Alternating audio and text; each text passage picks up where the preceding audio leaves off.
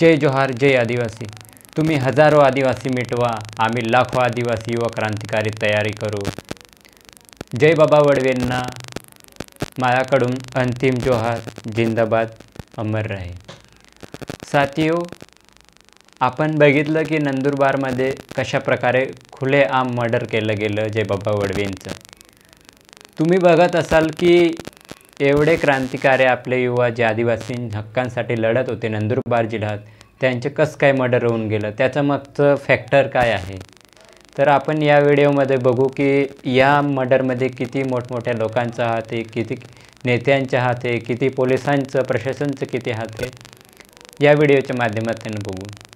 मित्रांनो, हा जो मर्डरर आहे, जो खुनी आहे, त्याचा फोटो आपण बघितला की अजित पवार उपमुख्यमंत्री महाराष्ट्राचे, गुलाबराव पाटील पाणीपुरवठा मंत्री महाराष्ट्राचे आणि नंदुरबारचे MLC आमदार चंद्रकांत रघुवंशी यांच्या मोठमोठ्या आमदारांसोबत फोटो आहे, मुख्यमंत्री उपमुख्यमंत्रींसोबत फोटो आहे, अशा मोठमोठ्या मंत्र्यांसोबत फोटो असेल तर समजून घ्या याच्या मागचा हात कोणाचा असेल।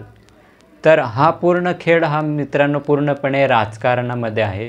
राजकीय पद्धतीने यांना मारलं गेलं आहे जयबाबा वडवेंना। चंद्रकांत रघुवंशी हे एक तिकडचे मेन फॅक्टर आहे, कारण की तिकडचे आमदार आहे आणि जो मेन आहे ते कार्यकर्ता ते त्यांचे आहे। जे सुधाकर मराठे आहे ते जय बाबा वडवेंना मर्डर करणारे खुनी ते जय सुधाकर मराठे आहे। तर आपण बघितलं तर या मेकचं फॅक्टर म्हणजे की शिवसेना कशा प्रकारे खुलेआम कार्यकर्ता शिवसेनाचे मर्डर करत आहे आदिवासींचे, युवांचे। तर यामागचं कारण आहे त्याला पूर्णपणे प्रशासनाने सपोर्ट केलेला आहे की नंदुरबार हा पूर्णपणे आदिवासी जिल्हा आहे।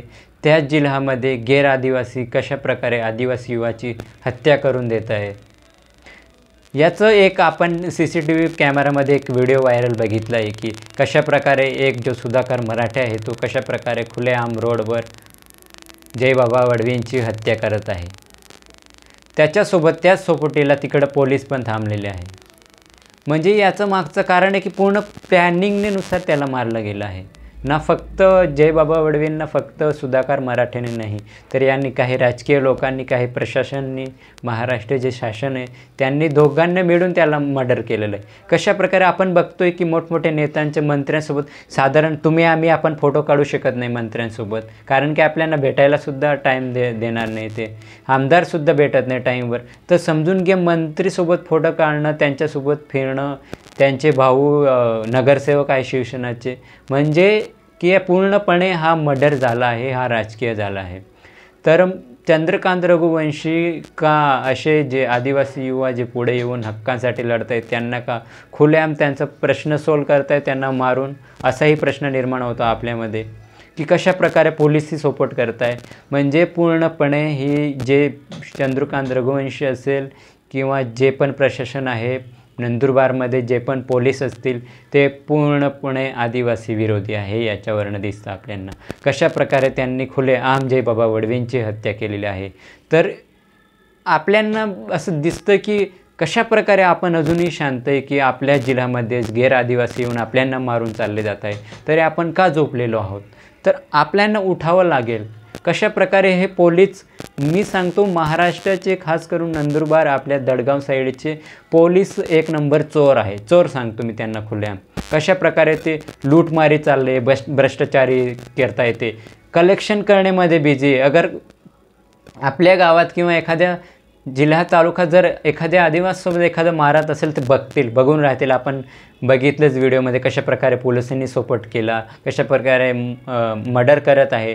पोलीसची जबाबदारी काय आहे की त्यांनी रिस्पॉन्सिबिलिटी घेऊन पूर्ण समाजाचे समाजसेवा करायचं, लोकांची रक्षा करायची, पण ते रक्षा करण्याच्या मागे ते हत्या करवत आहे हे आपल्याला दिसतं।